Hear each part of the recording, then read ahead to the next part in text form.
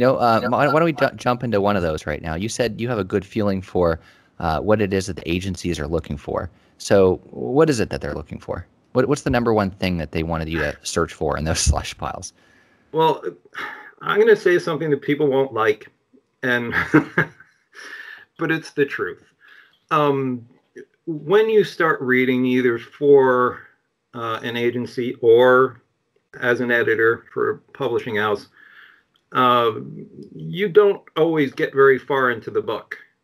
There are certain things that are evident from the writing itself. Like if you start with a cliche, for example, the like waking up.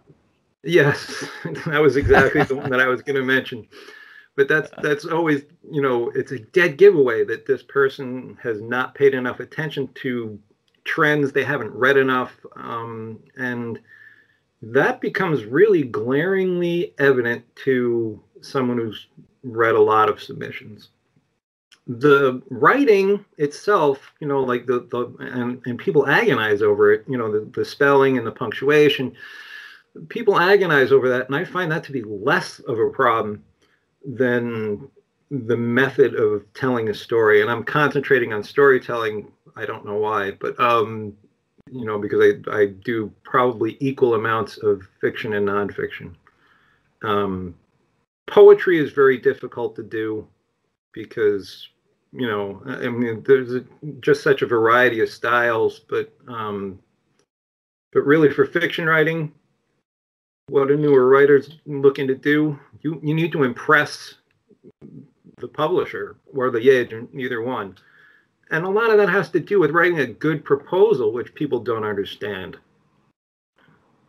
What goes into writing a good proposal?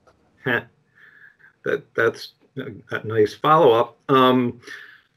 I actually work with people on proposals, and I don't do it as an agent because I don't want to get involved in that whole thing where you have to pay me 15% of like what you make after you sell the book. I'm not interested. Mm-hmm. I do it for a flat fee. But what goes into a book proposal? I have my own form for a book proposal that I have developed both from being an editor and also from working with. Well, it's 5 or 6 different publishing houses, depending on how you look at it. They all have proposal forms that you're supposed to fill out. And a lot of people put effort into the cover letter, which is backwards. You don't want to put very much effort into the cover letter. You just tell them, here's my proposal form, and here's a sample of my book. And that's pretty much what a cover letter should say, and almost nothing else. Just keep it simple. Yes. And then the publishing form that I have goes through all the things that an editor or an agent wants to see. They want to know who you are. They want to know that you have expertise. They want to know what the content of the book is. They want to know why it's unique to the market. That's a unique selling point. So they call it a USP in the business, and it's one of the most important things that you can do. It's even more important than summarizing your chapters, really. Mm-hmm.